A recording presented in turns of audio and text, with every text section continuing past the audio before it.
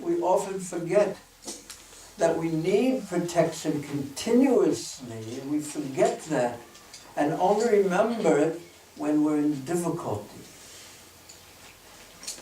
We only remember how vulnerable we are when we're in difficulty. But a great soul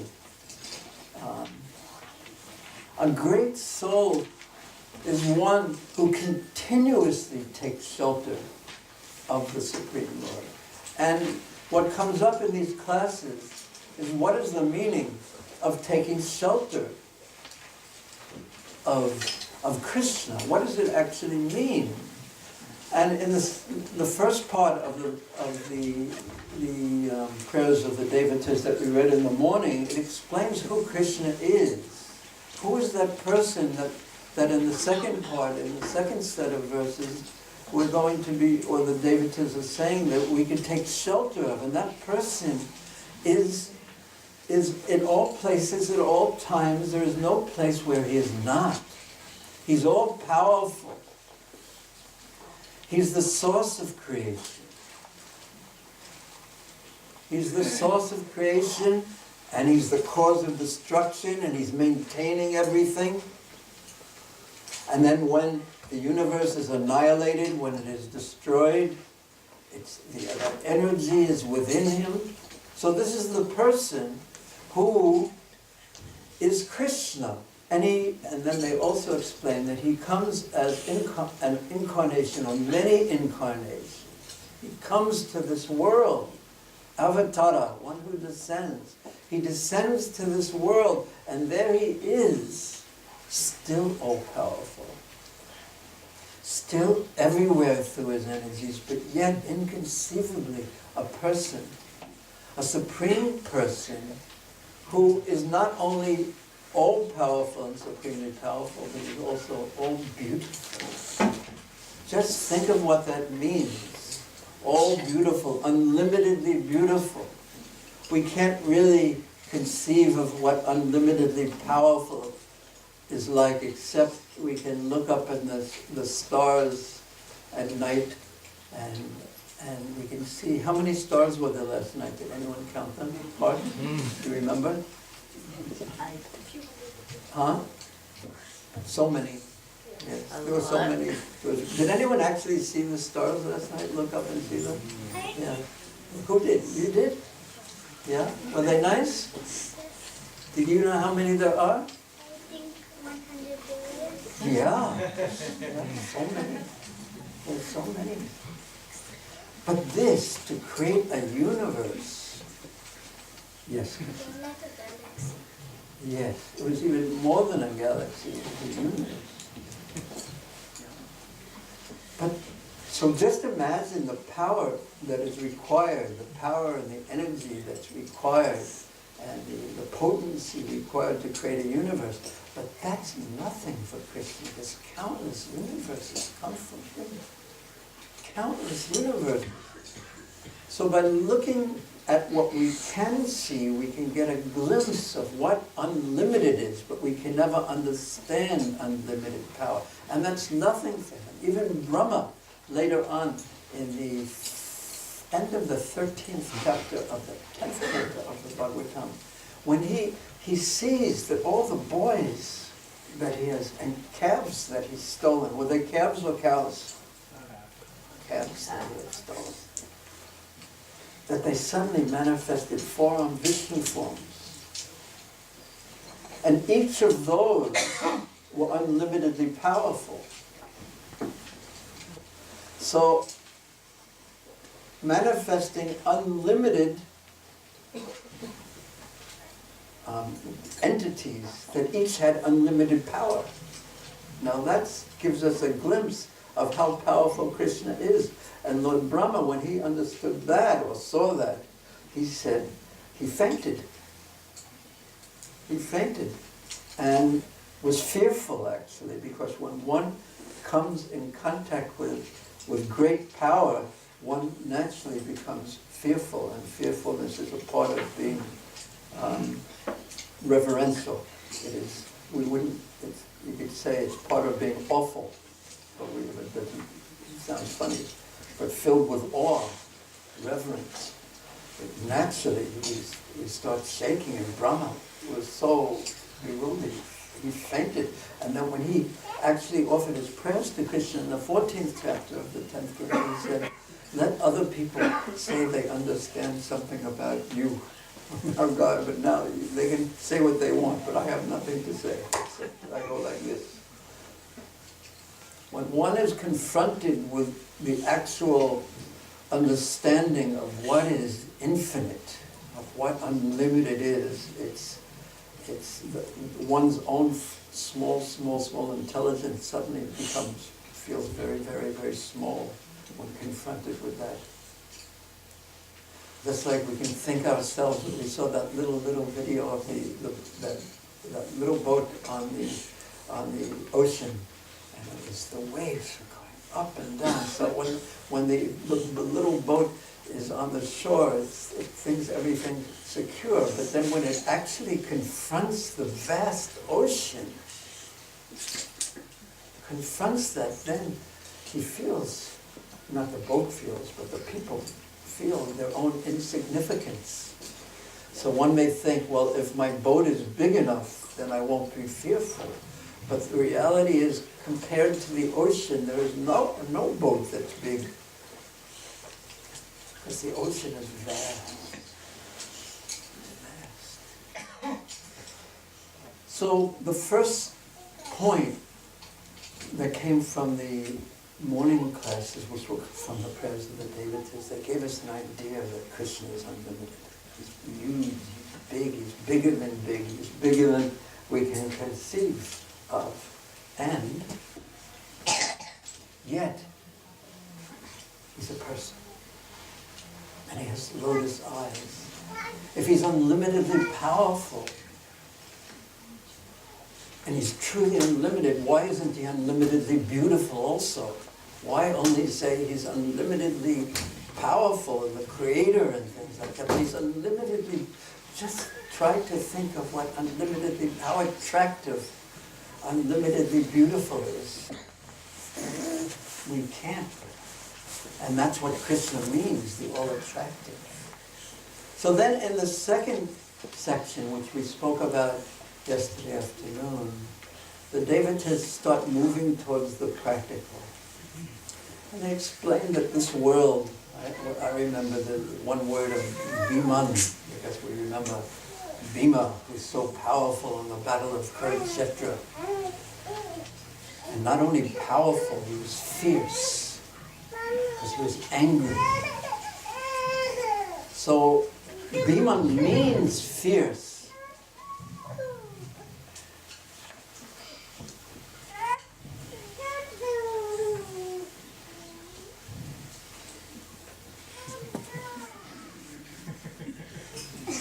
Bye-bye. Bhima means fierce, and the material world is compared to an ocean that's fierce. Now, we don't like to think of it like that. We like to go about our day, because if we only think of how frightening and fierce the material world is, then we become frightened and terrified to do anything in this world, and that's certainly not the way a devotee, a Vaishnava acts, because Prabhupada, he said the two greatest wars that are recorded in the Ramayana and Mahabharata, the heroes of great Vaishnavas. Who's the hero of the great hero of the Ramayana? Who? Hanuman, yes. He was so wonderful. What a heroic person. And what was motivating him was in his heart was the love of Sitaram. They were in his heart. And in the Mahabharata, in the Kurukshetra, who's the great hero? Arjuna, yes. The great hero. Krishna he was so amazing that Krishna became his servant and drove his chariot, his driver. That's Krishna's pleasure, actually, serving his devotees. And in the first canto of the Bhagavatam, our first practical introduction to Krishna is driving the chariot of Arjuna. So he chooses to introduce himself to all the readers of the Bhagavatam as the servant of his devotee, not as the all-powerful Supreme Lord, who everyone stands like this. No, he's the servant of his devotee. He has so many of his names are in relationship to his devotee, such as, name one, raise your hand. You didn't raise your hand. Oh, so okay, you don't have to. Yes. Go ahead. He took your name. What are we going to do? Well, I was about to say that. Well, you were, yeah, he took your name. But there's other names too, yes, Bhaktivedanta, but yes, what name in relationship, specifically in relationship to a devotee? Yes? Yashodananda. Yashodananda. Yashodananda, Nandana, and Brajanath, that's not a name, a devotee. But, yes, Devakinanda, Arjun Saka. That's a funny name. Arjun Saka, he likes to be known in relationship to his.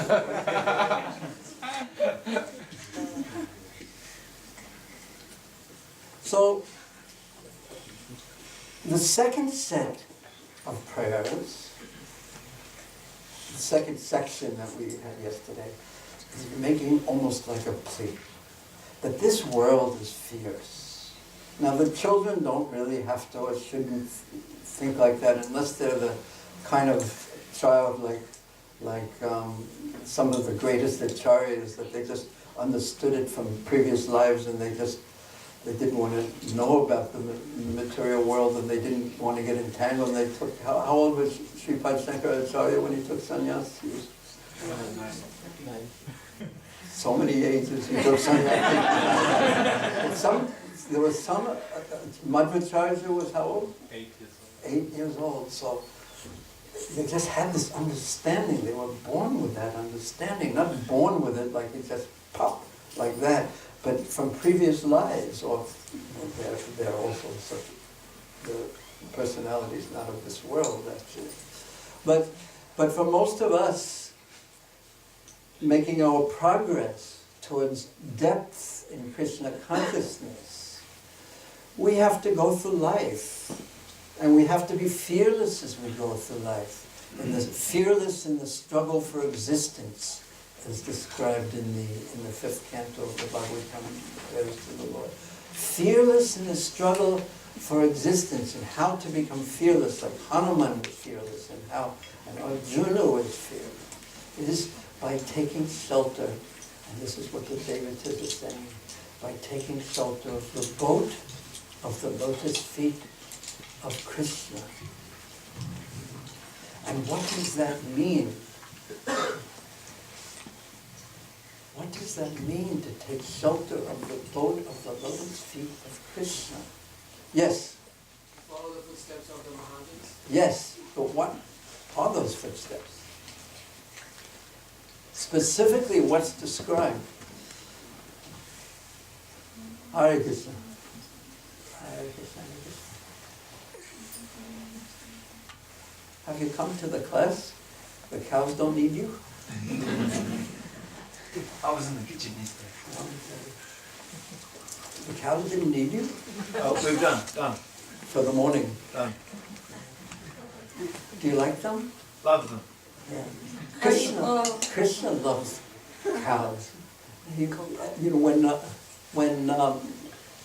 When one devotee edited the first time perhaps in 1967, he was editing Prabhupada's first edition of the Bhagavad Gita for Macmillan, and instead for Goraksha, he translated as cattle raising. And Prabhupada didn't like that very much. It doesn't actually give the actual meaning of what Vaishya-karma Svabhavaja means. It means cow protection, cow raising. They were like part of the family. And if you go to Bengal, even to this day, parts of Bengal, and also even in Uttar Pradesh, I've seen it. except with Uttar Pradesh, they tend to take care of buffaloes instead of cows. But in Bengal, you see it. They have a compound. The houses have compounds. I don't know if it's like this in South India, and in the compound is the house, and there in the house they have the cows. He's not living in the living room or anything. But he has his own quarters outside, and practically he's a member of the family. So Krishna didn't just protect the cows. He loved the cows. He loved the calves. And when he took out the calves when he was very, very young. And how old are you? 9 years old. He was even younger than you. Perhaps he was only 4 years old. Perhaps. And he was giving charge of the calves with Balaram and the other boys. And the calves were little, and they wouldn't go far away because they needed their mothers still. They needed to drink their mother's milk. So he would go over to them, and they would be missing their mothers, and he would go over to them, and he would hold them by their head, and he would put his forehead. Could you imagine? Krishna's body is composed of eternity, bliss, and knowledge. It's ecstasy. His body is ecstasy. And he takes the calves, touches his forehead to their, he sometimes massages their legs. And sometimes he would say to the calves, or Acharya would say, "Do you miss your mother?" Not in English. Maybe he would speak calf language, I don't know. But, "Do you miss your mother? Don't worry, we'll bring you home soon. Don't worry." He would just speak so sweetly to them. And the calves and the cows loved him. And when Krishna took out the cows for the first time, the calves wouldn't leave him. They also went. And also the bulls also went.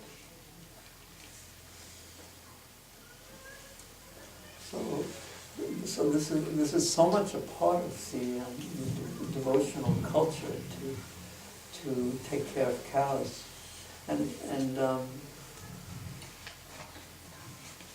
yeah, it's actually such an amazing and wonderful service. There's one devotee who I knew quite well, but I knew him years before he passed away. Komarupa, who took care of the cows, and that was his service. The cows that were injured in Vrindavan, he would take them in and take care of them. And sometimes he would stay up all night, just guarding them. In the earlier days, he did that. And when it was time for him to leave this world, he left in such a blessed way. Of course, it's never fun to die, but it was in Purushottam Mas, on the Ekadasi, devotees chanting him. He was on the death on the ground in Vrindavan, and relatively less pain and things like that. This is due to the blessings of service to the cows in Braja, but the service to the cows. So it's such a wonderful service. In this fierce ocean of material existence. And it's such an example. This is what Prabhupada really wanted. He wanted the rural communities to give an example for the world. Because we have our philosophy. I'm going to be talking more philosophy, and we criticize the materialistic way of life so much. So much we criticize the materialistic way of life. But then someone says, well, how do you say that we should live? Then all we can do is say, you just have to read one of the books and find out. We can't demonstrate it. And what Prabhupada actually wanted for us to demonstrate how we suggest people live, and without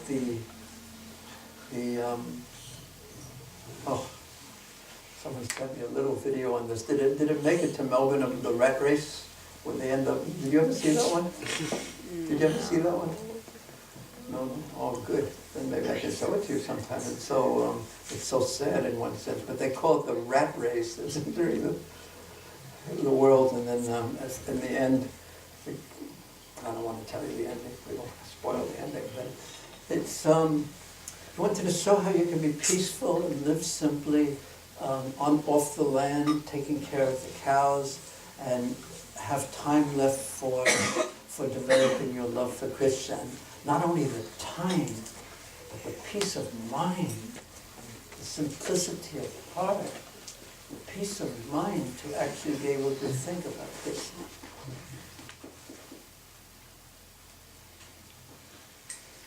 So, in the second section of the prayers, it was about taking shelter of Krishna. It means, there was the word was samadhi avesita, that being fully absorbed and focused on Krishna, and this is the boat.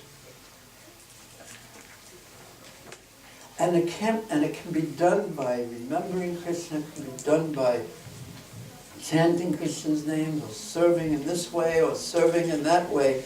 But the consciousness has to be focused on Krishna. That's the point. And this is so far superior to trying to become an impersonalist and merge with Brahman, etc., etc., because one can't do that. As Prabhupada told me and came out yesterday, because you get lonely. This is, one could say it's for the sadhakas. And the worst thing that happens is if you succeed in merging into Brahman, and at the cost of losing your identity, and therefore we call it spiritual suicide. Like my leg hurts so much and my arm hurts so much, so the solution is to kill myself. That's what merging in Brahman is like. Losing oneself completely to avoid the fierce ocean of material existence. But there's an alternative, and the alternative is to be living in one's actual relationship with Krishna, who one actually is. Taking shelter, depending on Krishna. And then, in the last verse, in the 33rd verse, described how, one reason it's so superior is because Krishna helps, because he's a person. He's a person. A person appreciates, is grateful. Krishna is grateful for the leaf, the flower, the fruit of water that we give him. He's a person. That's really shown in the pastime of Ajamil. This is right quite at the beginning of which canto of the Bhagavatam? Sixth canto. The sixth canto is such an interesting canto of the Bhagavatam. It's all about devotional service, but there's something a little funny about the devotional service in one sense. Ajamil wasn't acting appropriately, and even Maharaj Daksha, which is also in the sixth canto, he was performing devotional service, but it was to be able to be a progenitor. And then there's Chittaketu, who was performing devotional service, and what happened to him, and then he became, who did he become? Vikrasura, who was a devotee, a great devotee, pure devotee, but he was killing all the demigods. And then finally in the Pumsa Savana ritual. But anyway, but look how Krishna treated Ajamil. Each one of these devotees, he treats in such a wonderful way, even though their devotional service, you could say, wasn't the exact thing that we should follow. That comes in the seventh canto of Prahlad. And with Ajamil was calling his son, whose name was? What book are you reading? What was Ajamil's son name? Narayana. So he was, I've heard it that in Sri Lanka, they have a different version of the Ramayana where Ravana wins and he's the hero. So maybe you're reading something like that. I don't know. So, and he was calling his son, and Krishna took it that he was calling me. Narayan, Lord Narayan came and said, my devotee is calling me. It's my duty to protect him. So look at the difference between Ajamil's mood, who's calling his son, and Krishna's mood, he's hearing Narayan. And he said, oh, he's calling me. So it's so soft-hearted and so kind, and seeing the good. Oh, you know that? You know that? It's such a nice word. Kamvan Dayalam. Who can find a more wonderful message than Krishna, who Putina comes to him in the disguising. There was 1% of bhakti. He disguised himself as a nurse who was trying to feed Krishna, and 99% was demonic, and he saw the 1%. So how wonderful. Maybe we can open the windows and doors a little bit. So take shelter of Krishna's lotus feet, become absorbed. And then this third part, this third section of prayers is also very special. And there are some things that really inspired me in this third section, and it builds on these first two sections in such a wonderful way, and then it ends in a wonderful way. The ending is that Krishna's incarnations come to protect, and then David can say, please protect us, please protect us, please protect us. But Krishna's incarnations, they protect us too, by performing their activities and giving us something to hear and chant about, and think about and talk about.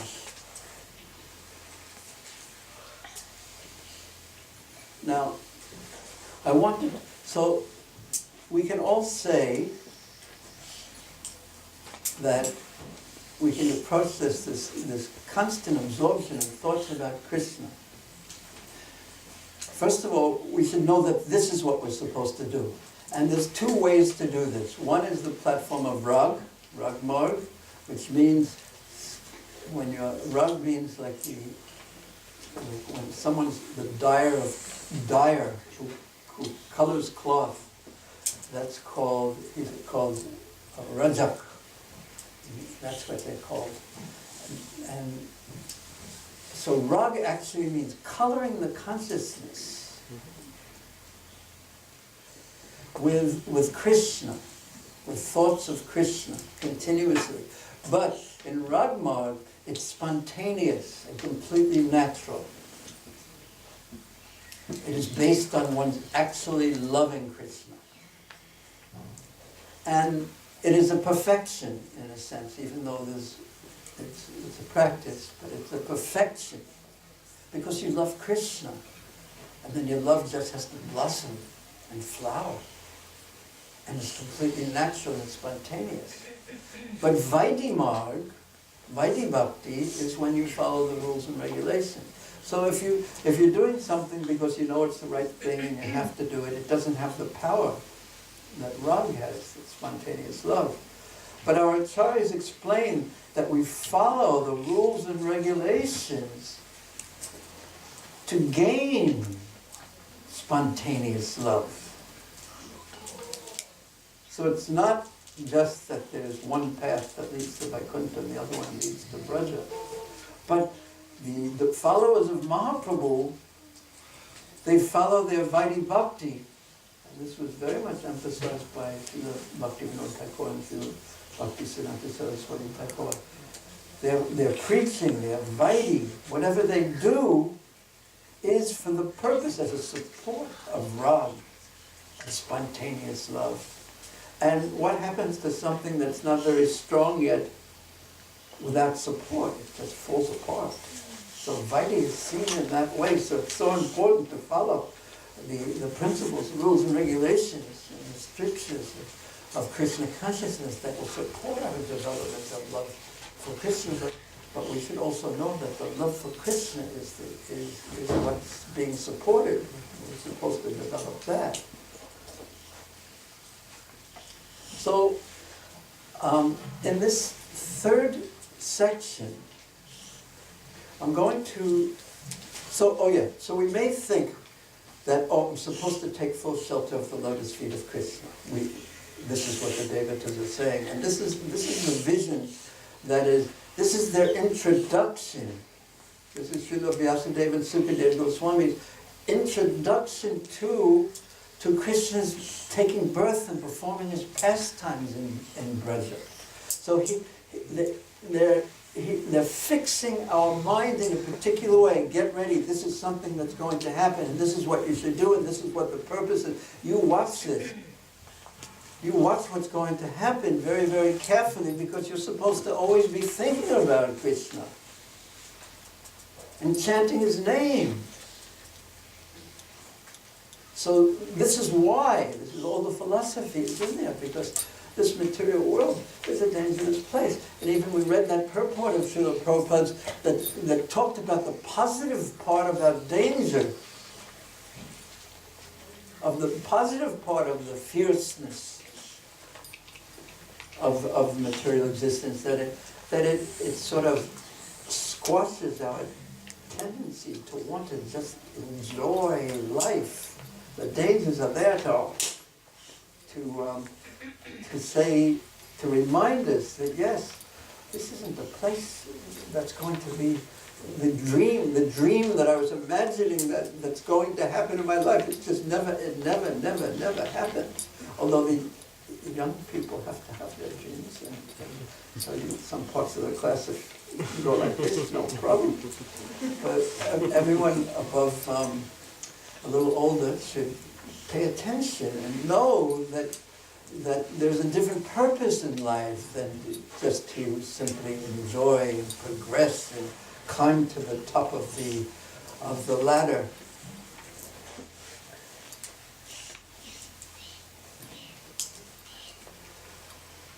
And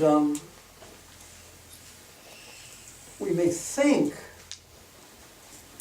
that these no one likes difficulties, but they're always there, and Prabhupada sometimes compares them to pinching, and you can't enjoy when there's pinching, but the purpose of the pinching is to remind us that this isn't our home. And we should go to our home.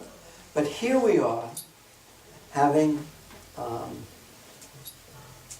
hearing that this is the perfection, and we should take full shelter, be fully absorbed in thoughts about Krishna. So many, we think this is very difficult. I don't have spontaneous love. This is very difficult. I tend to be fully absorbed in thoughts about me only.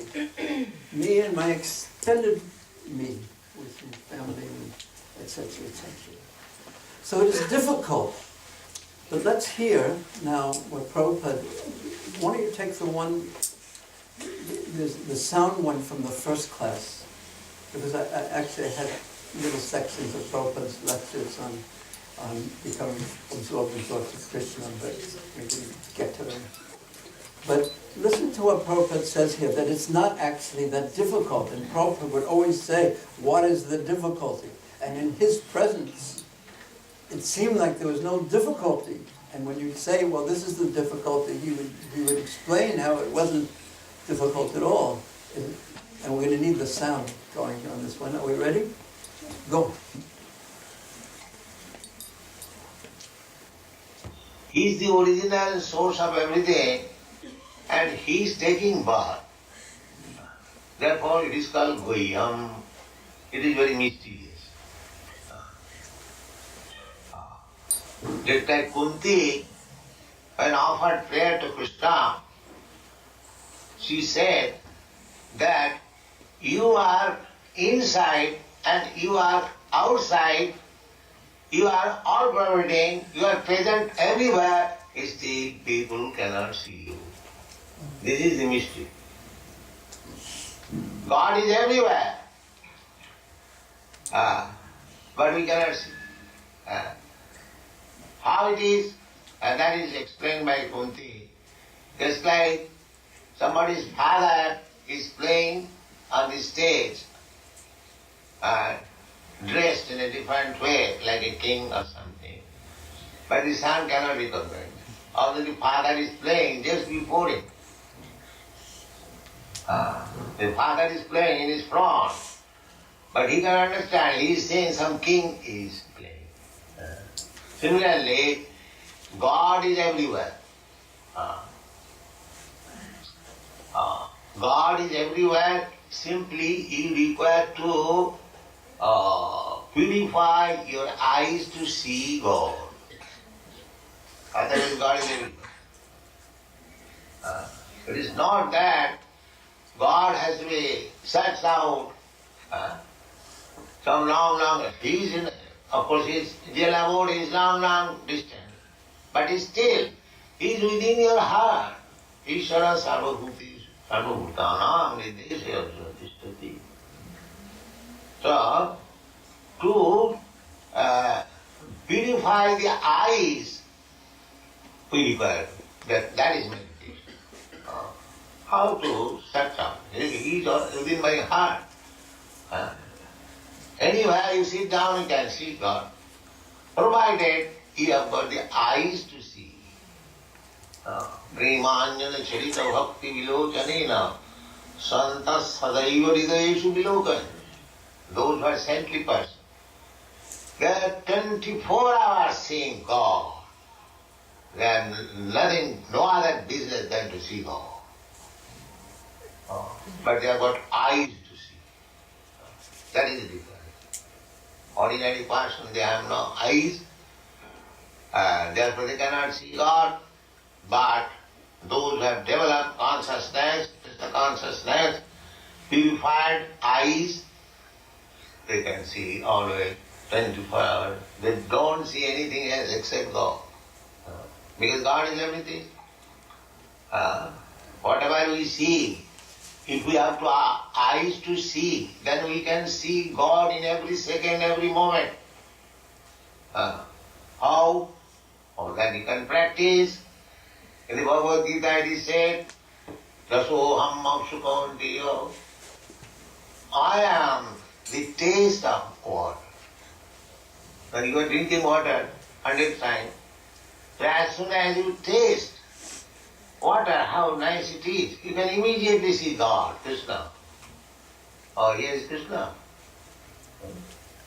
Here is Krishna. So how do you say that, can you show me Krishna? You can see. Here is the process. You adopt it. You taste water, and when you enjoy the taste, that taste is Krishna. Krishna says, I am this taste. Then where is the difficulty to see Krishna? There is no difficulty. The people say, can you show me God? God is everywhere, in every moment, in every state. You do not like to see Him. That is the difficulty. I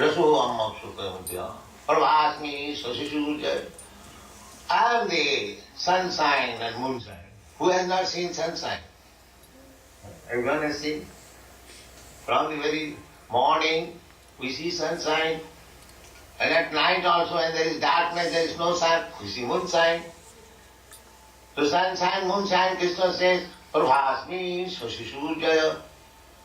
So as soon as I see the sunshine or moonshine, I see God. What is the difficulty? Sabdokhe, when there is some sound, rumbling sound in the sky, K means sky. Krishna says, I am the sound. So as soon as you hear even the sound of aeroplane, that is also God. Purnagandha pratibhyancha, when you smell a nice flower, that smell is Krishna. You can remember immediately Krishna. So to remember Krishna, there are so many opportunities. But we don't want to remember Krishna. That is the difficulty.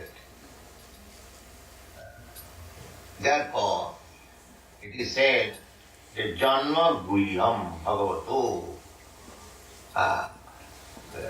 Janma, God's appearance. God is appearing every moment, everywhere. Here is just in front of Radha Krishna. Personally he is present.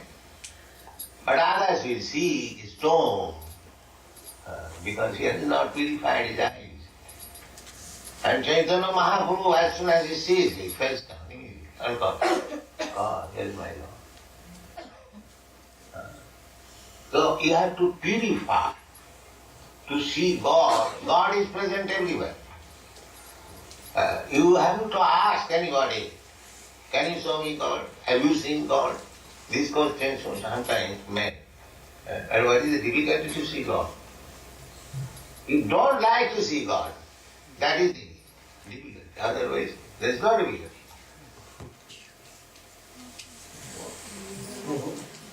That was what we were confronted with to be in Prabhupada's presence. Confronted with what? Confronted with having to accept that the main problem is my lack of desire. But yet there's a process to overcome that problem. And we've taken to the practices of Krishna consciousness, the vidhi, Vaidhi Bhakti, to overcome that problem. Srila Jiva Goswami in Bhakti Sindhava explains that the process of Vaidhi Bhakti is to take a soul who is averse to Krishna, like this, he has his back to Krishna, and then by practicing bhakti, the practices, is turning towards Krishna. From having back to facing Krishna, because facing Krishna means facing our relationship with Krishna. So that's the purpose of the practices, is so that we develop, we overcome that difficulty that we have an aversion, an actual aversion to thinking about Krishna. Just try to, next time you're chanting your rounds or even during kirtan, that the kirtan is going on and the mind sometimes gets absorbed in the kirtan, and then sometimes it just simply doesn't want to, unless you've developed that taste. And it takes a while. I've seen this also. Therefore, long kirtans are very, very helpful, because it takes a while for the mind to overcome its habitual aversion and wanting to be focused on something, even though that something is so wonderful and so sweet. So kirtan is probably the easiest thing. And of course we're individuals, and some people also, they see someone very, very autistic, they want to do something autistic for Krishna. Some people like to study for Krishna. Some people like to do this, and some people like to do that. But everything should be accompanied by the holy names in Kali Yuga, because that's the prime means to soften our strong aversion, such a strong aversion to Krishna, because it means that putting him in the center, and false ego means putting me in the center. Maybe we can put the speaker a little more in the center by raising the volume a little bit, because his voice isn't very strong. So there's some points that really struck me in these verses that I'll go at in this last section of verses that how to say, they very much inspired me. In fact, these whole prayers inspired me. It reminded me very much what we know and we talk about and we preach about and we read about and we hear about, that we're supposed to focus our consciousness on Krishna, the International Society for Krishna Consciousness. And there's such a tendency for me to put so many other things in the center, but not Krishna, not pleasing Krishna, not thinking of Krishna. Even when I'm performing the activities of sadhana bhakti, such as the chanting of rounds, looking at the deities and serving the deities, or being in Bhagavatam class, or being in the holy Dham. There's such a tendency, and in the association of devotees, I think I got all the Panchanga Bhakti there. But there's such a tendency for the mind, my mind, to want to run out the door as soon as it possibly can and run away from having to think about Krishna and take shelter of Krishna. And then difficulties come, and all the illusions, and I'll speak about that in a moment, the power of the illusions, they just vanish, and then I'm frightened, and then Krishna, Hare Krishna, and then I'm thinking very seriously about Krishna, because I don't have any choice, because the illusion is gone. And I'd rather bring this point up a little bit later, so just, how do you say it, bookmark this page, and then we'll come back to it in a few moments. But in the Nectar Devotion Bhakti Rasamrita Sindhu, it talks about, in Bhava Bhakti, when it describes Bhava Bhakti, which is a very exalted stage of Bhakti, but it also talks about it in relationship to what is pure devotional service in the Abhilasita Sunyam, in the commentaries. It talks about two separate aspects of Bhakti. One is called Bhava Rupa, and the other is called Chesta Rupa. Chesta Rupa means the activity. Chesta means activity. So I'm doing the activities of Bhakti. So I'm chanting my rounds, and then I'm walking to the temple, and then I'm doing this. They're all the activities of Bhakti, but Bhava Rupa, and they both have to be there. Bhava is the mood, the mind's mood that I'm doing this to please Krishna. So it's hard to get the body to do the chesta, the activity, but to try to get the mind to continuously be there while doing the activity as a main aspect.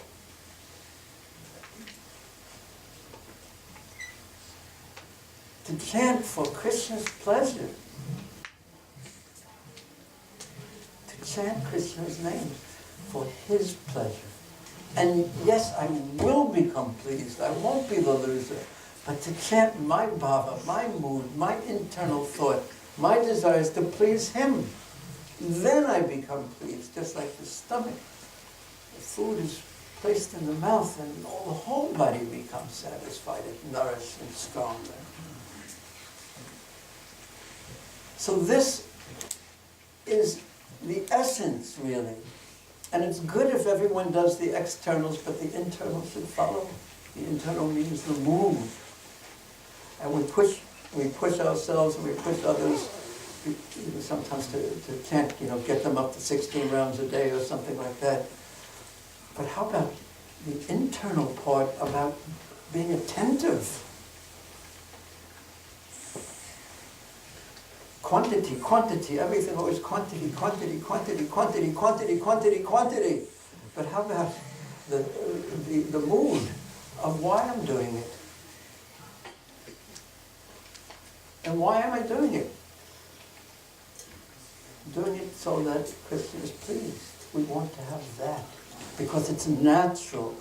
This is the natural. Why should we want to please Krishna instead of pleasing me? Because pleasing me never pleases me. That's why. Being selfish never pleases me. Being self-centered. And anywhere in the world, when someone is selfless, charitable, they're honored because everyone, and when someone turns out to be greedy and selfish, it's a dishonor. Because everyone knows that doesn't make anyone happy, including the person who is acting it. And the nature of greed, sorry to say, is that the more fuel you put on it, that fire, it just gets bigger. If you're angry and you get your revenge, it goes away. If you're lusty and you fulfill your lust, it goes away, at least for some time. But greed just grows and grows and grows and grows. So we want to, it's in our interest to hear Shastra and and really start thinking of it as, here's my opportunity to get some instruction from Srila Prabhupada, from the Acharyas that he's citing, from Sukadeva Goswami, from the Guru Parampara, from Srila Vyasadeva himself, get some instructions, and then this part is difficult, but we should hear it, that he's talking to me, and I should try to apply it to my life. That this is meant for me, not that this is too difficult, only that, because what's difficult is my aversion. That's what Prabhupada was just telling us. An aversion to Krishna, because what I'm really into doing is putting me in the center. And then the mind, when you put Krishna in the center, after a little while, or after a long while sometimes, but it wants to run out the door. It wants to run out the door, and then you don't get some relief from hearing about Krishna all the time. But how did the Goswamis do it? 24 hours a day. How did Prabhupada do it? And I see that some of Prabhupada's followers, 24 hours a day.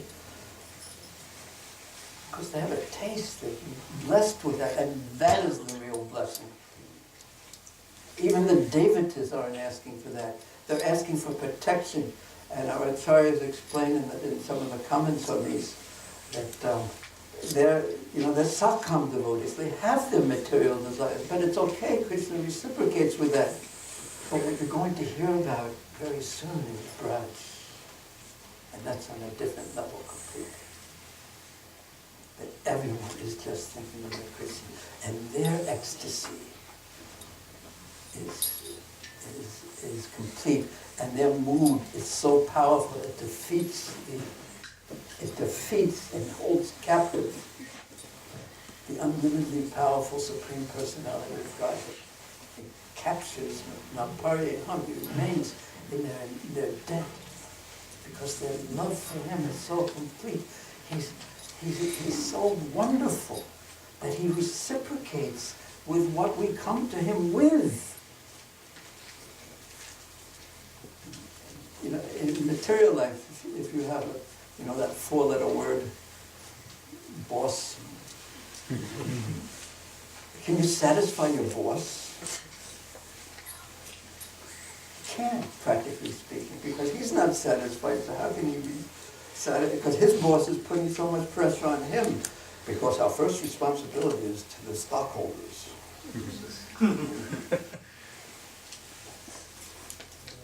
More greed, more greed, more greed.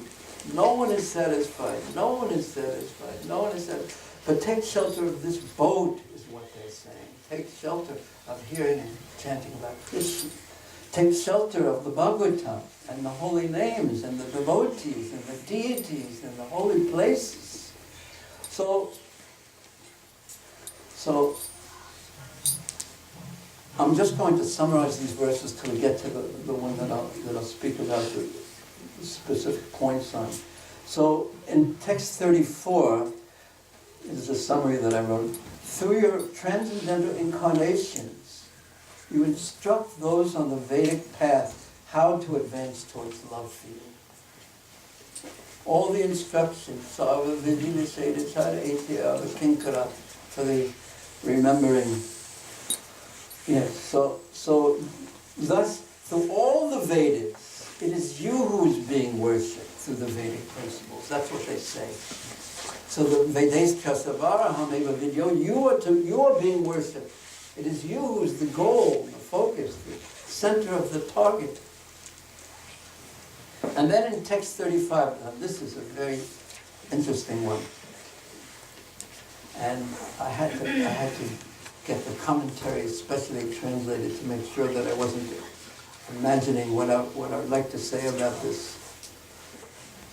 This is how Prabhupada translates this verse. Please listen carefully. You can have an exam right after this, boys. You ready?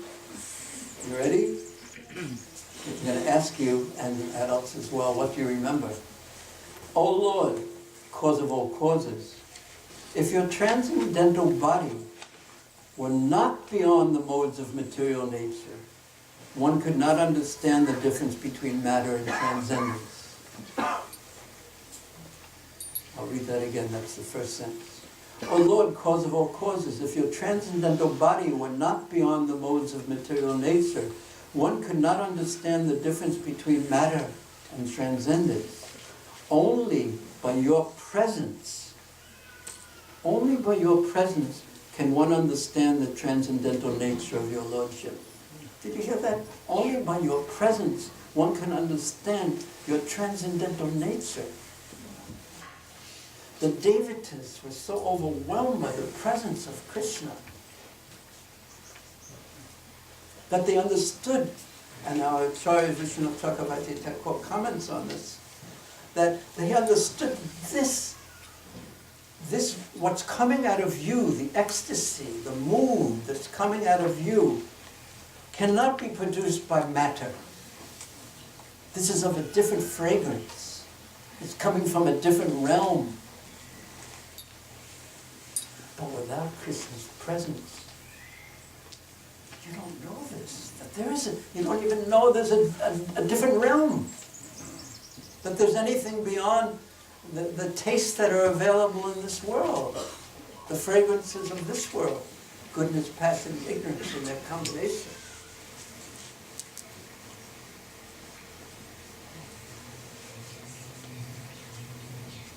Only by your presence can one understand the transcendental nature of your Lordship, or the controller of material nature. So our Acharyas and Prabhupada explains the main thrust of this is that Krishna, in his coming and being in the womb of Devaki, is not of this world. And the Mayavadis say, produced of Sattva Gun, that is Ishwara, that is what incarnation is. That the Lord's body is made of goodness. But no, they're saying, no. It's spiritual. Your transcendental nature is very difficult to understand unless one is, please listen to this one sentence, and then your mind can go out the door for a few minutes. Your transcendental nature is difficult to understand unless one is influenced by the presence of your transcendental form. This is so deep. What I understood from this is, it's like when you stand in front of Radha Ballava, when you stand in front of Sisi Gonatai, when you stand in front of Sisi Jagannath Baladev and Subhadra Devi, when you walk in the temple, you're in you know you're in a different realm.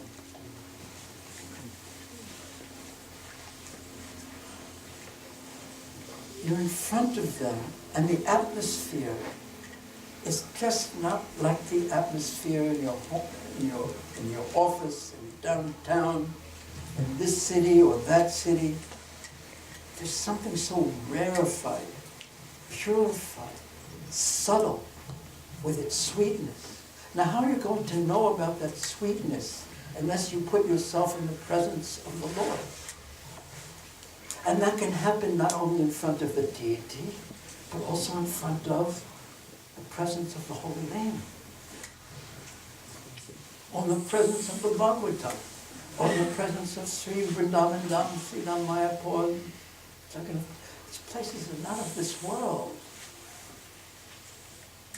In the association of devotees, there can be this, of course, depending upon what you talk about and who you're talking about. But if the bhava rupa is there, if the consciousness is there of pleasing Krishna, then a different energy is manifest from Krishna. And that energy, and here, to me, this when I heard what they were saying, it became so interesting for me, because when you go in front of the deities, you're in the presence of that energy, that spiritual energy. This is not in the material world, but as soon as you walk out,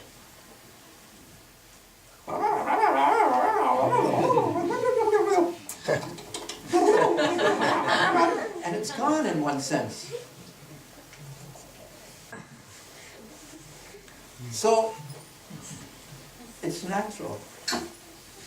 I have I've had the experience so many times here in Vrindavan. I've seen this with so many devotees too. You know, we have our Govardhan retreats, and we're just here in chant there basically for a week, and we have a Harinam retreat and just the holy name. And then the devotees are saying, you know, from now on, you know, I'm just going to take this with me, or something, you know, this mood, you know, this sweetness with me. But you can't even keep it till you get to the airport. As soon as you get into the airport, it's like 98% gone. Especially when you have to go through security and be tortured by all that kind of thing like that. Everyone's there with their, oh, you have so many choices, and there's such a mood going on. So this is what happens. If you could stay in that presence, by being on that boat, like the great, great souls, they never leave the boat. The boat of full absorption. And we saw this with Srila Prabhupada.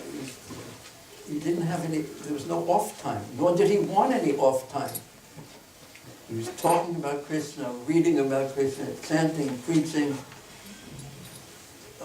making plans how to serve Krishna.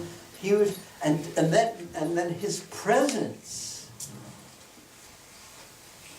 was like being in Vrindavan, because his consciousness was Vrindavan. His presence was like being in the presence of the deities, because his consciousness was like that, because of his absorption, because he was fully on the boat of full absorption in thoughts of Krishna at his feet. So we go into the presence of this, and we become, and if our consciousness is a little bit okay, we become absorbed, and then we go out. But what my request is, just be conscious of the difference of your own happiness, of your own subtlety or grossness, of your own desires.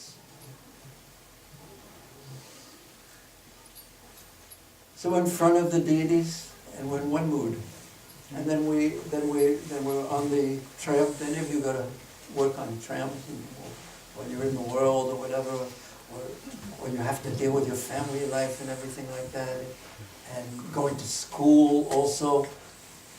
You lose it, tending in that direction. But at least remember, by going back to that, physically, go back in front of the deities, go back into good chanting of the holy names, go back into absorption in the Bhagavatam by hearing, by chanting, by reading, by studying, by talking about it. Go back to Sri Vrindavan Dham, Sri Dham Mayapur, and touch that atmosphere again and say, oh yes, now I remember.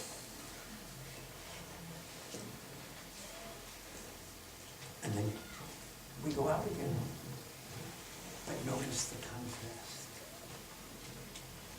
And at some point, if we're very fortunate, we'll say, I've had enough of the out, being outside of this magic transcendental realm that is so sweet. I've had enough. I want to stay in it all the time.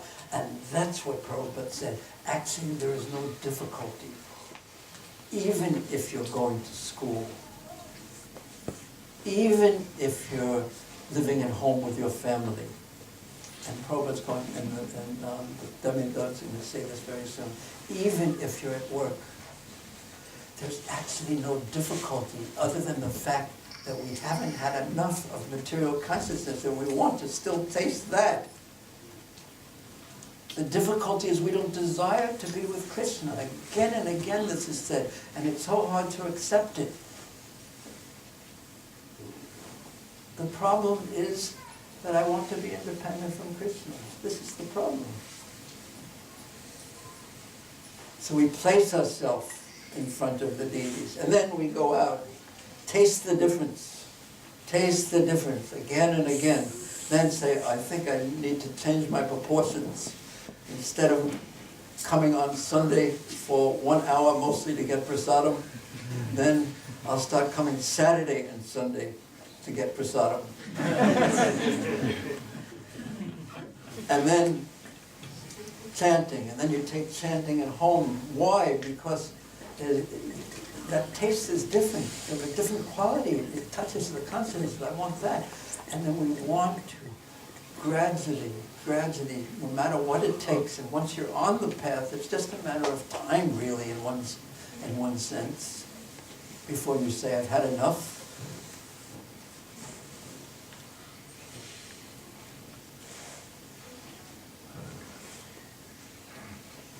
And yet, Maya is so subtle. Maya is so subtle. It's like you're in front of the deities, and to your own level, you're with the deities, not full love of Krishna like Mahaprabhu, like Prabhupada mentioned, but you're with the deities on your own level, and then you walk out of the temple room, and without you even noticing it, like Maya casts her spell, and you're living in the land of your false ego again.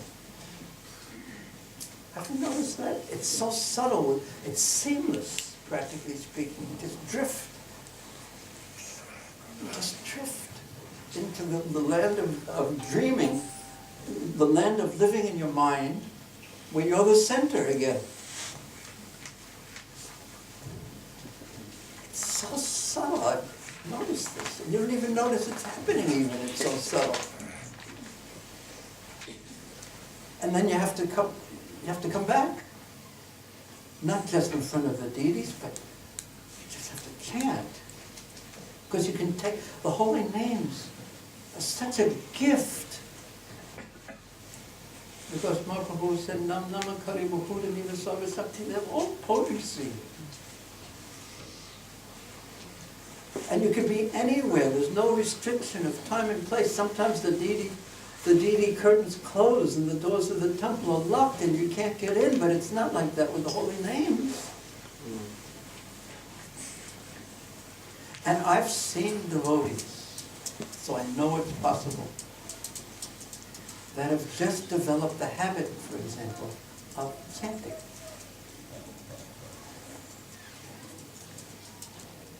It's possible. But it won't work. I've seen this in my own experience. For me to say right now, from now on, from now on, I'm always going to chant, that then suddenly I walk out, sometimes I'll make it all the way to the car. And then suddenly, the enchantment, the spell of Maya starts taking over again.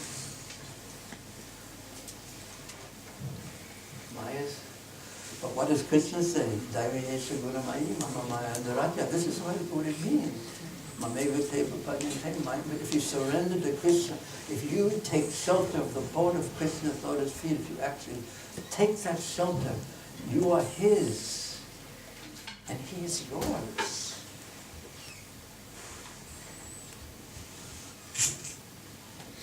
But we're works in progress, so to speak.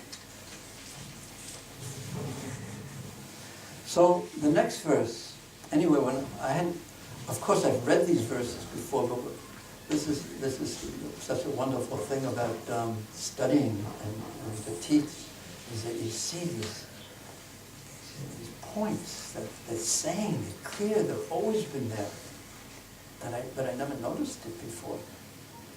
Keep yourself in the presence of Krishna. Always. That's what it means to take shelter. To board the boat of his lotus feet and sail through any storm. Any storm. Next verse.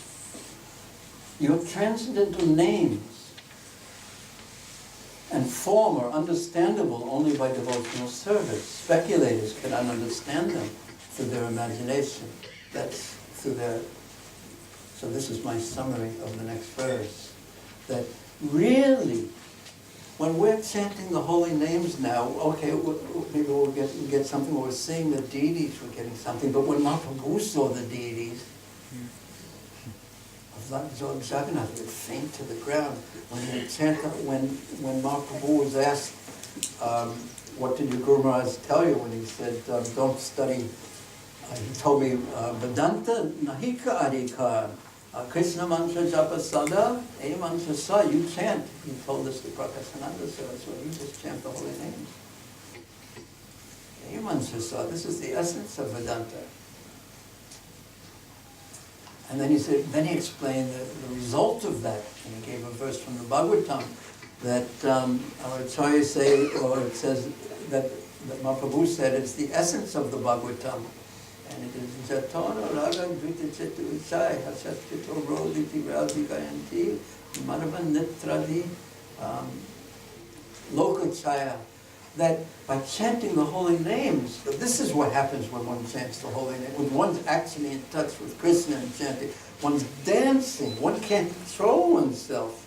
The ecstasy is erupting within us. The soul is in its position in love for Krishna.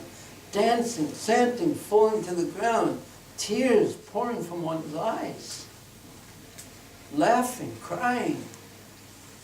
This is what it means to be in touch with transcendence, with Krishna. So here this verse is saying, unless we are fully transcendental, truly bhaktis, we'll be able to experience something, and that's wonderful, but we won't be able to experience really being with Krishna.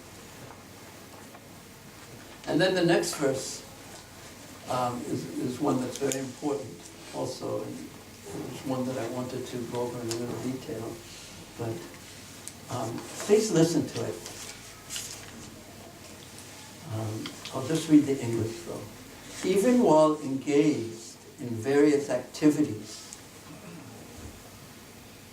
devotees whose minds are completely absorbed at your lotus feet and constantly hear, chant, and contemplate and cause others to remember your transcendental names and form are always on the transcendental platform, and thus they can understand the Supreme Personality of God. Even when engaged in other activities, not directly devotional activities, their consciousness is so deep. They have love for Krishna. Their consciousness is so deep that no matter what they're doing, taking care of their body at work, at school, or anything, they're with Krishna. So this is describing a very elevated platform. But this is a platform that if we make one step forward toward even desire to have some kind of absorption, true absorption, and to always be in that taste, an Anandam Bhurijana, the ever-increasing ocean of devotion. If we even desire that, Krishna hears that desire, and it will be, maybe not today or tomorrow, but it will come. And if we tend to float off in the dreamlike world of me, Krishna so kindly sends trouble. Of course, I like trouble not even a little bit. But still it must come. The pinching must come. The difficulties must come. And that's Krishna. That's what we heard in that purport of Prabhupada yesterday. That's Krishna's coming. And if we can learn this art, Tatayana Kampam Susamikshano, the words of Lord Brahma, how to live one's life. This is how to live one's life in Krishna consciousness. To see Krishna in all circumstances. And to be thinking, this is Krishna coming to me in this way. Just try and do this. It's not easy. But sometimes try and think, this is Krishna, come to me in this way. How can I act in such a way to please him? How can I focus my thoughts on him? When the difficulties come, cry out to Krishna for help. Don't turn away from Krishna as we tend to do, as I tend to do. Turn towards Krishna. Turn to Krishna, not away from Krishna. Turn to Krishna, not away from Krishna. And the last thing sometimes the mind wants to do is turn to Krishna. And that is the difficulty. But the difficulty is temporary. And the benefit is eternal. So then, I'll move quickly to the end.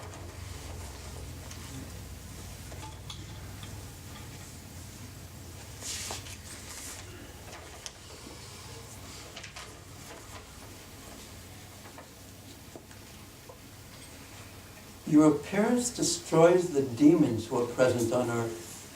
And our fortune, the demigod says, this is the text 38. Our fortune is to see your lotus feet as you perform pastimes in earth and in heaven. That's my summary of that verse. So they're saying, just by your coming, our problem is going to be solved. You'll protect us. But we're going to be able to see your pastimes. And we have that same facility to see through the Bhagavatam.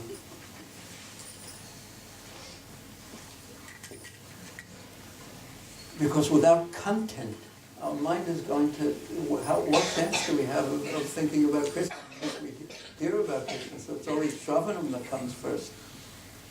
And then, again, the cause of your appearance in this world, this is the 39th text, is your own potencies. You are transcendental, and souls, we are also transcendental. Like sparks are to the fire. When the spark is separated from the fire, even though it's fire, it loses its potency so quickly, its fiery tendency. So what's the key? And this is the whole thing that we're talking about. Keep in the fire, and therefore that funny old devotee expression, stay fired up. You have to be in the fire to do that. Keep in the fire, that means in the presence of transcendence, somehow or another. And when you go out of the presence of transcendence and back in your own mind, be aware of it and see which one you like more. And then, and all your incarnations have mercifully descended to protect this world. Please now protect us. Finally, they say it again. Take care of us, protect us. And then they offer their obeisances to the Lord. Because ultimately, that's all one can do. Because Prabhupada, there's two little parts of the purport I want to, purports to these verses, little short parts that I wanted to read. Simple and striking, but we have to read them carefully and think about them. It says we can't order Krishna. I'll read the quote. Let's see where they are.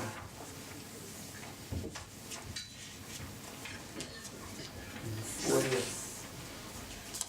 I just saw them this morning too. They're so simple in one sense, and if your consciousness isn't right, if my consciousness isn't right, I'll read it and say, well, I know that. I'm supposed to do that. I've read this 1,000 times before. But when you actually are with it, when your consciousness is there with it, it's so striking. He says,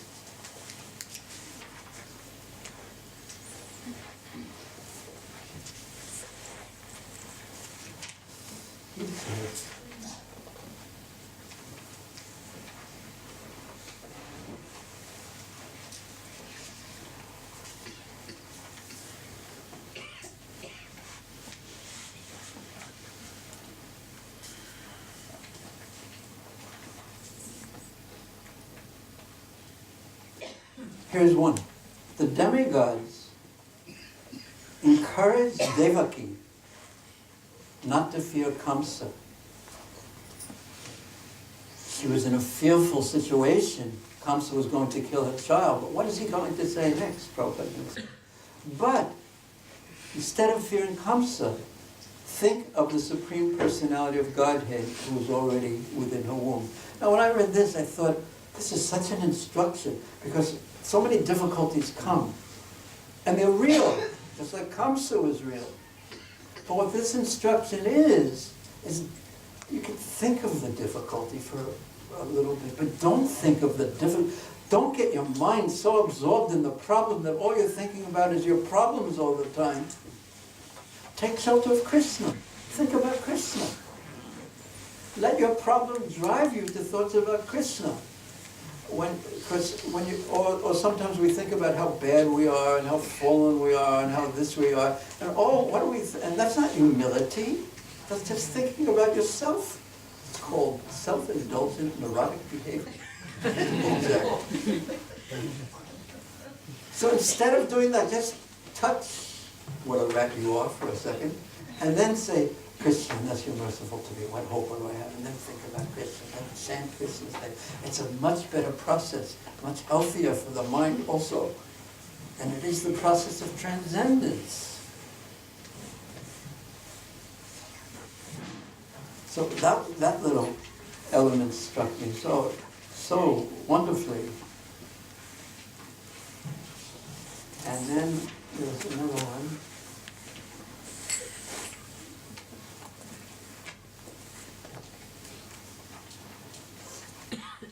Oh, there's so many, one after another. Oh yes, here's another one. We cannot order the Supreme Personality of Godhead to do anything for us. We can't say, now you must protect me. That's not the mood we board the boat. But rather, we can simply offer him our obeisances. And as advised in the Bhagavad Gita, pray to him for the annihilation of dangers, but putting ourselves in his hands.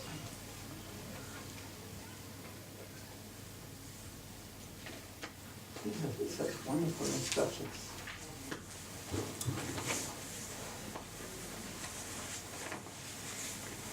Okay, I'd like to end here.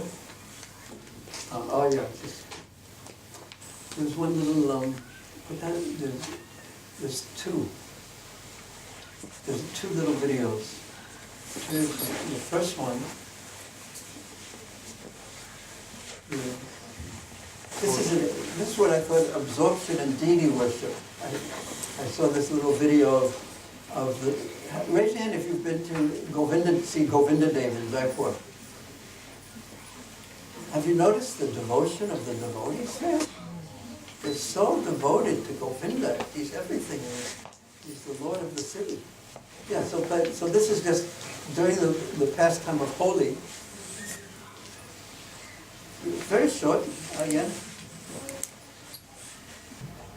O Govinda, Lord of my life, you are the moon of Gokul, the abode of transcendental bliss, and the beloved of the gopis. Please cast your glance my way.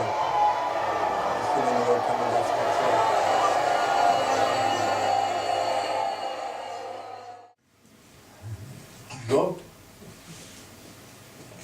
So I'm sure we experienced that here too. And then the last one, a different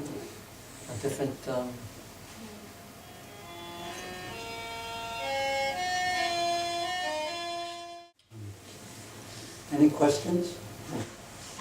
No comments? So I've got a question after that. Any questions? Yes? I had two unrelated. Well, anyone have any related questions first? Any related to what we were speaking of? Yes, oh, Prabhu first. You were mentioning how we become forgetful very quickly of Krishna. That's the lower modes taking over, is that correct? Or passion and ignorance? Or even goodness taking over. So when one is in Sudha-sattva, then his remembrance is constant. If he has, with bhakti, if he has love, if he has bhakti, yes. The modes of material nature will cause us to keep, it basically keeps us in the center. The modes of material nature with false ego keeps us in the center. And the modes create an illusory universe within the mind, basically. That's what happens. But bhakti connects us to Krishna. Bhakti is the serving moods, which is bhakti devi is transcendental, beyond, it's not coming from this world, it's coming from the spiritual world.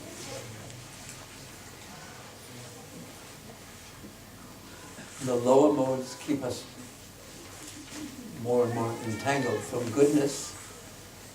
Satkam samjayate jnanam. Knowledge comes, knowledge that we're not our body, our eternity, but bhakti is still beyond. Is that all right? Mani-Govardhan? Didn't you have a question? Yes, you did. You should wait a little while, will it come back? No, I didn't have a question. Yes. Mani-Govardhan.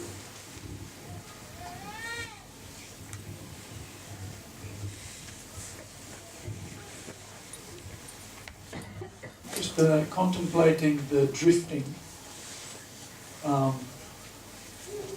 I find myself chanting Hare Krishna to do service, but then do service and get so absorbed in it and almost exhausted by it, then I can't chant Hare Krishna the next day. And so it seems, and of course as I get a little older, then that happens more often. So, and I guess that's a struggle all through life, to get the balance of what you're doing and your bhajan, if you like, with the idea that the service that you're doing is actually part of your sadhana. It's not, there's not a difference between the the idea. two. What I would like to say is bring into that more of the taste, the bhava-rupa. Bhava-rupa. The consciousness that I'm doing this to please Prabhupada, to please Radha Vallabha. So then it becomes part of your sadhana. You get so absorbed in it, you forget. That's the dream. So you drift. You drift. You start off okay. And then, it's hard to talk to the temple president in this way, but then who becomes the center? What the drift means, and that as soon as you're in the modes, even if it's in goodness, you're the center. But even though others may see you as the center, but we should never think ourselves the center. We should think always, look at what Prabhupada was saying. He was saying, this is all going to happen by the mercy of Saraswati Goswami, his guru. It was never. So it's always, so we drift in and out of that, say. We drift in and out, and that's okay. But it's not perfection. We should become conscious of the difference in consciousness when we're in front of the deities, when we're in front of the holy names, and when we're not. Because it's different. One of the things that I've noticed in, if you look at Prabhupada's life, he had a very regulated program. And so he had a time for eating, he had a time for sleeping, he had a time for japa, he had a time for service, and he knew when to he segmented his life in such a ordered way that he didn't drift, I guess. But it wasn't because he was regulated that he didn't drift. It was because of the bhakti he didn't drift. And the bhakti was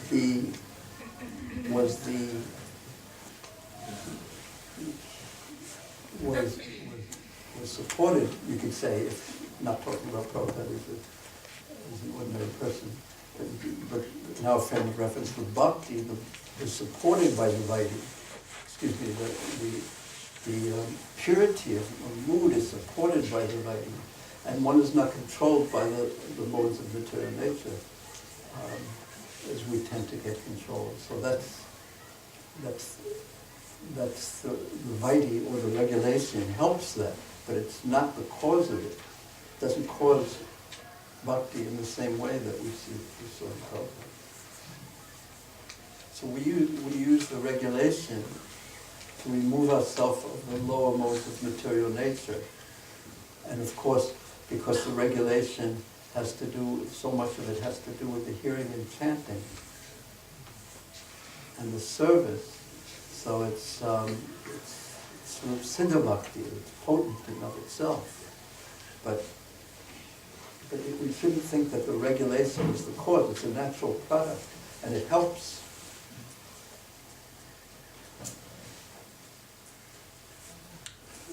You see what it's natural to a person that is pure in that way. He loves Krishna, because the modes of material nature are so dominant in his life. Are touching his life.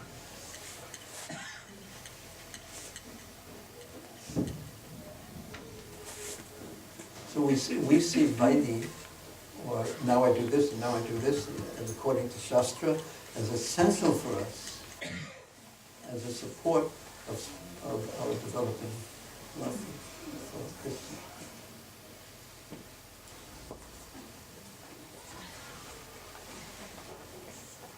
So it's a subtle distinction. That's, I would like to make it. But if we try to become spontaneously in love with Krishna without the support of the rules and regulations and what you're saying, we won't get there. It's clear, right? We won't get there. Is that right? Any other? Yes.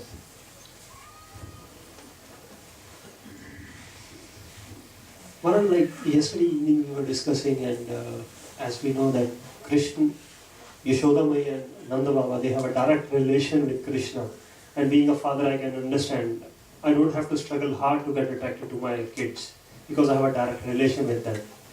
So keeping that in mind, the two questions is, when the mind is drifting so quickly, so first question is, Maharaj, where is the hope of having that direct relation? And the second question is, how to develop that direct relation with... Well, what we're doing is developing the direct, we have a direct relationship. We have a Mama Amsa, Mama Evang Sajivaloke, Jiva Bhuta Sanatha. We have a direct relationship with Krishna. But it's right now it's sleeping. So the process of waking it up is the Vaidhi Bhakti. So what is the hope is desiring it strongly, increasingly strongly, and feeling oneself completely incapable. The tension between desire and capacity it increases. So we see this in the great devotees. They're so humble, and yet the desire is so strong. The desire is so strong, and the humility is so strong. And that puts potency in the chanting. Then it's sincere calling out. You want something that you have no capacity to get. But if you don't want it at all, if there's no desire, then where it's going, then you won't call out. And if you think you're so capable, you don't have the humility, then again you will call out. So the two together are so much part of our process. Follow me? So what's the hope? Ultimately it's in mercy. But what's going to attract mercy is the question. What can I do? Because in every relationship there's two parts. There's what I do, my part, and that which is to be done by the other person in the relationship. So we usually are trying to tell the other person what they should do in their relationship. But if we try to understand what I should do in the relationship, so Krishna's part is the mercy. That's his part of the relationship. But what's my part of the relationship? That's what I should focus on. How to act in such a way that I attract Krishna's mercy. I can't order it or demand it, but what can I do?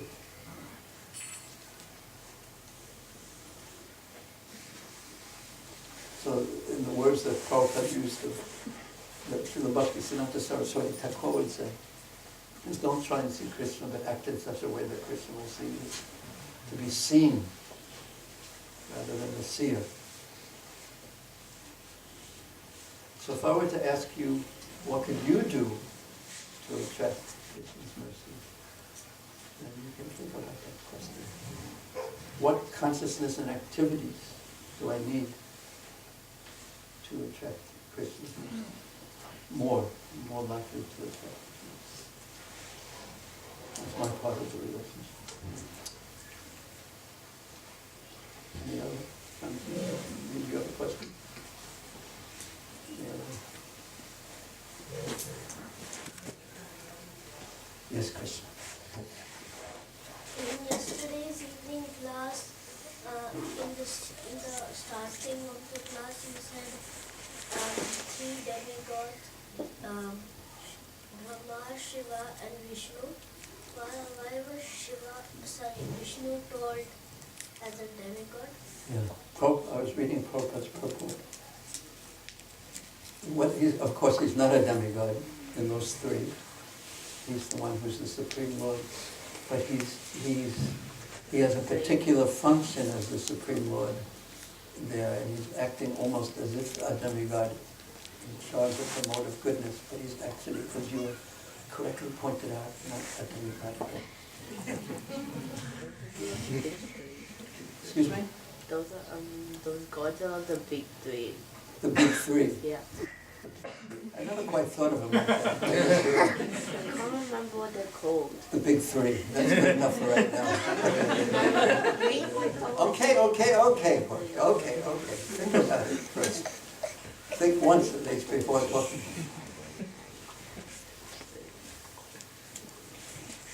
But out of those three, see, the reason why Lord Shiva is not on the same level as Vishnu, because he, as described in the Brahma Samhita, he is that potency of Krishna. See, he's that potency of Mahavishnu, or Krishna ultimately, that touches the material energy, the glance, the potency of Krishna that touches.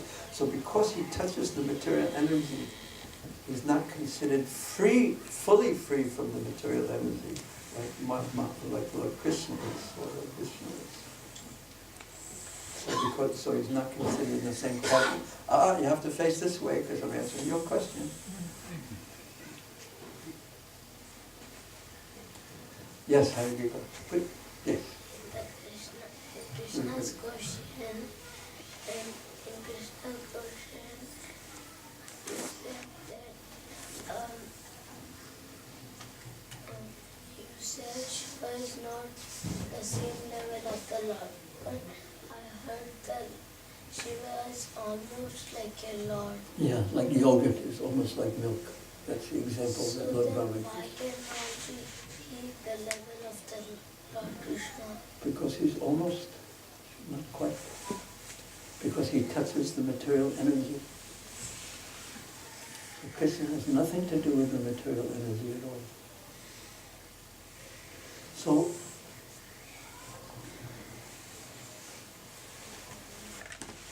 but Lord Shiva can be worshipped as the greatest of Vaishnavas. Vaishnava is Shamu, so he can be worshipped as the greatest of Vaishnavas.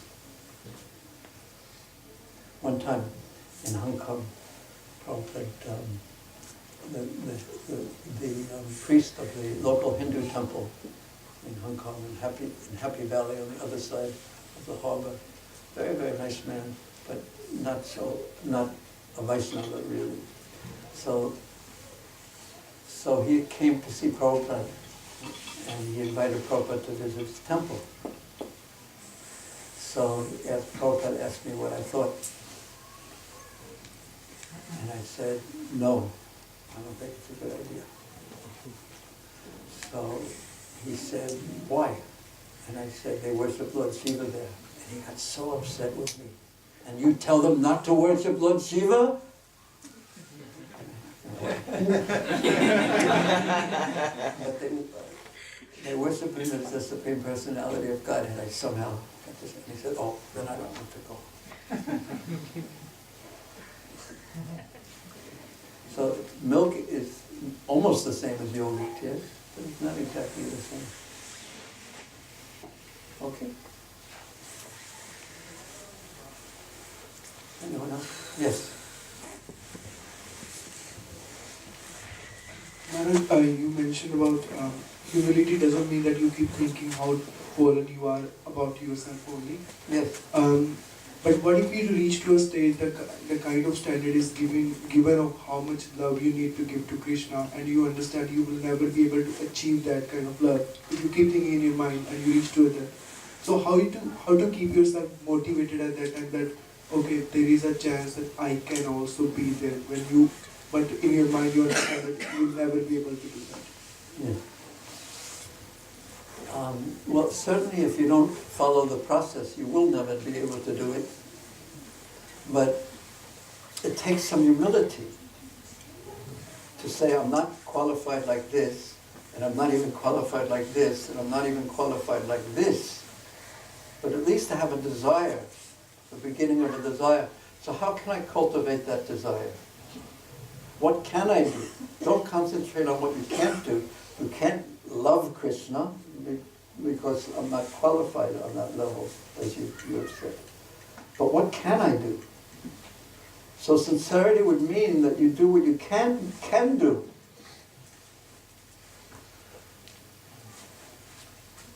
And if Krishna sees that you can, Krishna sees that you're trying your best, he's Bhavagrahi, and he appreciates that so much.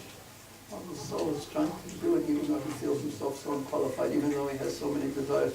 This is the message of in the second canto, third chapter, maybe, I can't remember the verse number, 10, 11.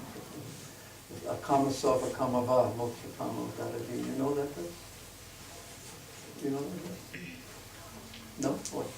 Yeah. Because it says, whatever your position, whether you have material desires, or if you have no desires at all, want liberation, or you're a pure devotee, you should serve Krishna. Take the devotional service, because the process is so powerful that it will remove all obstacles. And even the longest journey begins with a first step, as it said. So please take your steps, appropriate step for you. And don't be discouraged. Don't be discouraged, please. We'll all be so happy if you take an appropriate step. Do you have devotees who guide you? Yes, so. Very fortunate. So out of all the people in Australia and all of the people all over the world, there's 7 billion people perhaps in the world. What's your name? Hemant. So, yeah, there's one Hemant who would like to get closer to Krishna. So, how wonderful. Don't be discouraged. Thank you. Any other questions or comments? I just, when you were talking about difficulties and surrendering to Krishna at that time, am I loud enough? Yes. When? When, like in today's class. That was a joke, by the way. Okay. Sorry. Yes. When you're talking about difficulties and then surrendering to Krishna, potentially like, engaging yourself in service and japa, in one sense you still have to come back to your reality or the difficulty that you might be facing. Yes. So, But don't face it alone. Don't face it alone. Face it taking shelter of Krishna and think more of Krishna as you're thinking of the practical. And what? Okay, Krishna, according to my karma, tatenu kampam. Do you know that verse? From the script. It's a good one to learn. Okay, this is a difficult situation. I have to deal with it, but I won't deal with it alone.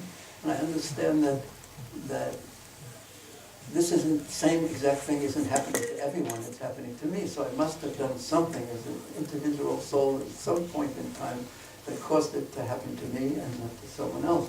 So okay, let it happen. It's not like I'm an innocent victim and why is this happening to me and I don't deserve anything ever to happen to me that's not exactly what I want to happen. So yes, this is happening, so let's see what Krishna wants. I'll try my best to use my intelligence and good guidance to solve the problem, but I'll depend on Krishna and I'll think about him. I made it sound easy, didn't I? It's not so easy. yeah. Does that answer your question or not? It does, but I think, You still have to be practical. Yeah. Yes, which is what your point. It's not like eventually you have to walk out from the deity's room and then go face the part of your life that you don't want to face particularly. You'd rather not face. So you have to do that. But take Krishna with you. I mean, don't take Prabhupada,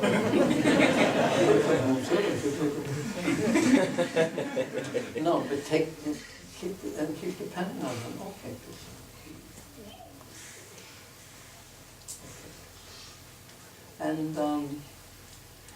And Krishna will take care of you in his own way.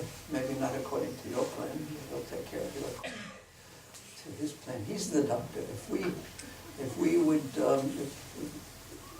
prescribing for ourselves, we'd only eat sweets. Like Krishna knows the balance for us. So we accept what happens as his mercy. And to see Krishna in it, to see his mercy in it. And a person who's like that, he's living in the spiritual world, practically speaking, if you could actually do that. Is that okay? So the sadhana is required to support that, otherwise there's no chance. And the regulation, etc., as Ani was pointing out, there's no chance for us to act on this higher level without that.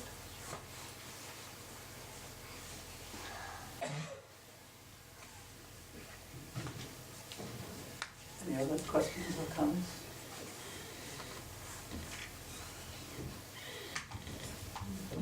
Gurudev, you mentioned that when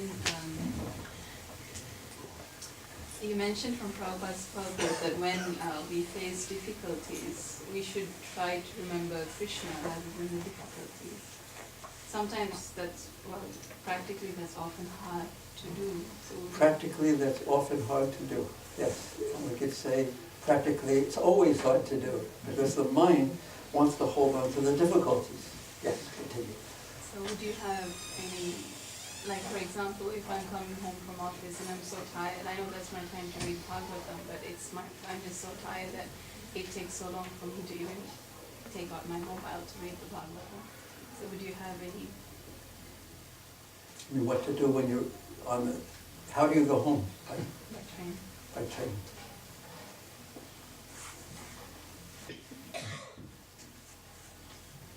Read in the morning, before you go. At least a little bit when you're not so tired. There's something that so your intelligence and mind has something to focus on during the day. And I know that's when you change your japa. On the train going, maybe. No, on the train going I usually sleep. Why don't you sleep on the way back too? And then you'll be refreshed and awake when it's time to read after you have your dinner. But see, what I've seen in life, and one of the things is when you're in school, you think, it's so difficult because I have all exams and everything like that, I'll be able to focus on Krishna when I graduate. it just gets worse. And then you have to have a job. And then like, I don't want to be negative.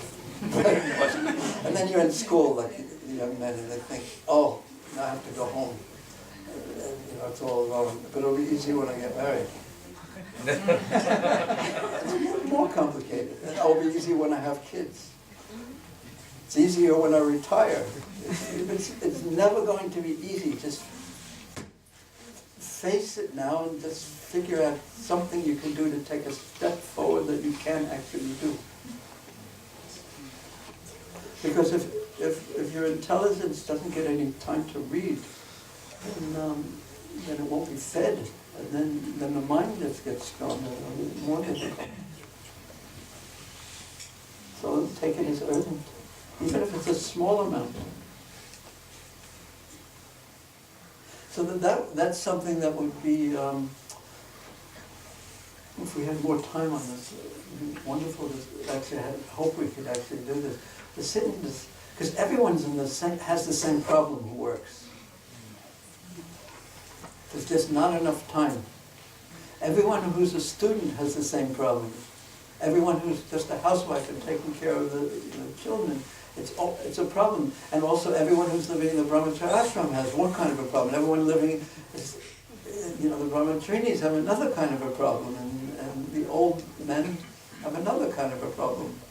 And the old ladies have another kind of, or similar type of a problem. But it's just, it never ends. It's not, we're dreaming that if only. Hi, Peter, where are you going? What happens if we need you? Okay, no, you better go. This could be dangerous. I've got to create a bigger problem. Where's his father? No, were you bored? Is that why you were going? Or you had to use the bathroom? Excuse me. Wait, excuse me. I went go like this for a second. If you have to use the bathroom, go.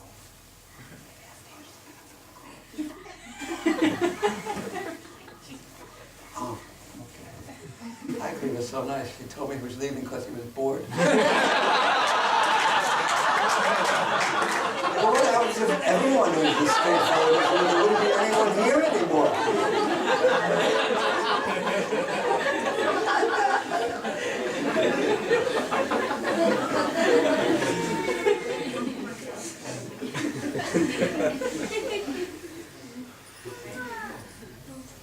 Okay, anyone who's bored can leave. And now everyone will say, oh, what happens if they become bored? Okay, any other questions? Yes. Simple questions. Hare Krishna Maharaj. Why was the Akashvani given to Kansa when he was carrying Devaki and Vasudeva? Because he was such a good spirit that the Devatas wanted to ruin it. And Narada Muni later again did that. Because they didn't want him to become favorable and kind. They didn't want his affection to win out over his cruelty in nature, because they wanted to see Krishna come. They wanted to make Krishna's appearance because Krishna is so wonderful, and he was going to protect them. That's why. Is that hard to understand? Yes. That's why are they doing things like that?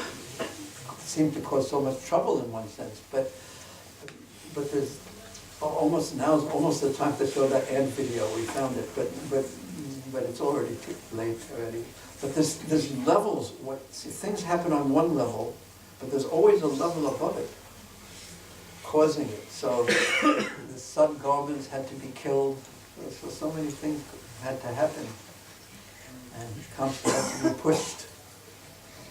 And also, he had to. It was important that everyone saw how cruel he was.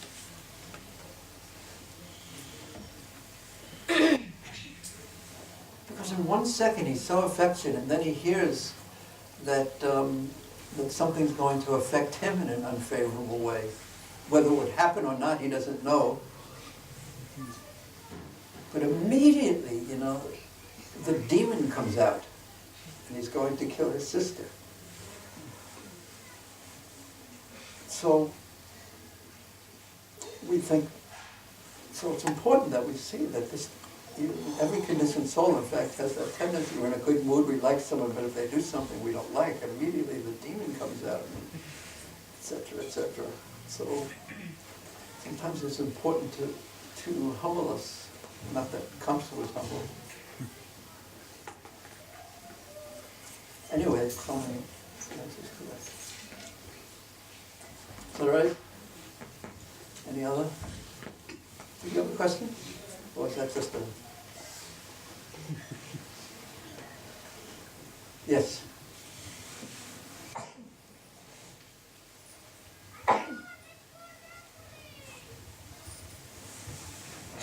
Why there's aversion to Krishna, like when we got the direct relationship, everyone of us. Oh, not this question. Where the soul came from. And Prabhupada, there's many answers to this question, and none of them are fully satisfied. Prabhupada, the answer he gave more than any other to this, how could we, if we had a relationship to Krishna, come down into the material world, choose against that. So there are two answers he gave. One is because we always have free will. We always have free will that's never taken away from us. Because without free will, there can't be love. So we always have free will. There's always a chance of turning away from Krishna, if we so desire.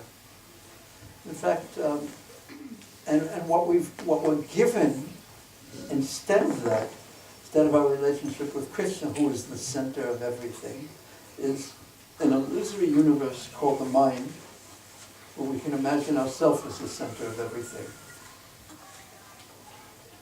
So that's the gift that we're given because we don't want to turn to Krishna.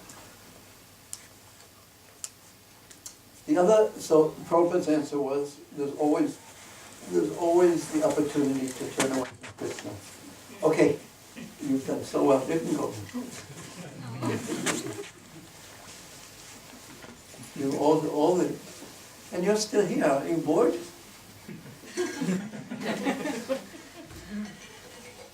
What's your name? Round.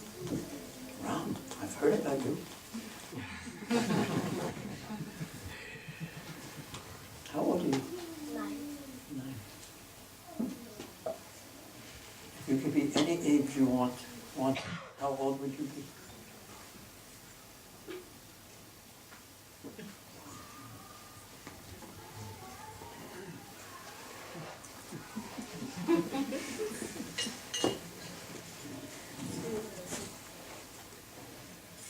You're thinking, or you want to, or you don't want to answer? It's very thoughtful. Krishna, if you could be any age, how old are you? 8. Okay. If you could be any age you wanted, how old would you? What age would you be? How old would you be? Rephrasing. Would you like to be like your father? I think rephrasing of the question.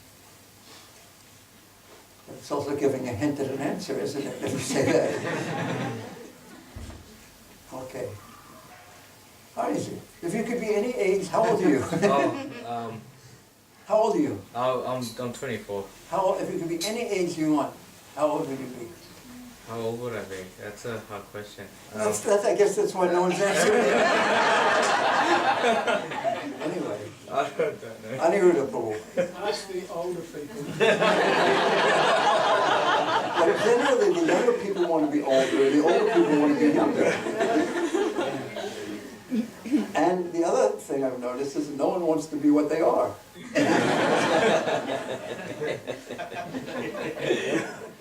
But aside from that, getting back to the second answer that Prabhupada gave is it doesn't really matter exactly how we got here, but let's deal with how we are here. In the Bhagavad Gita, Prabhupada, in one of his purports, he says, Krishna knows why we're here, exactly. But it's not actually possible for us to understand this because it happens beyond time, in a realm without time. So whatever answer you get, it's not going to be fully satisfying. There's a scope of answers, and some people strongly feel one, and some people strongly feel another. But none of them, everyone has a philosophical problem to it, every answer to this question. So I take Prabhupada's basic answer as the one that's most suitable for me, and that is that it's better to concentrate on getting out, because I know I'm here. Some people say that impersonalism is the last snare of Maya, and other people say that that question is the last snare of Maya. Okay, it's time for prasadam. Thank you so much. Srila Prabhupada ki jai. C.C. Arabala Bhaktivedanta ki jai. Srila Prabhupada ki jai. Srila Prabhupada Bhaktivedanta ki jai. C.C. Gaurantari ki jai. C.C. Arabala ki jai. Baladevi Subhadra Devi ki jai. All Vivanande.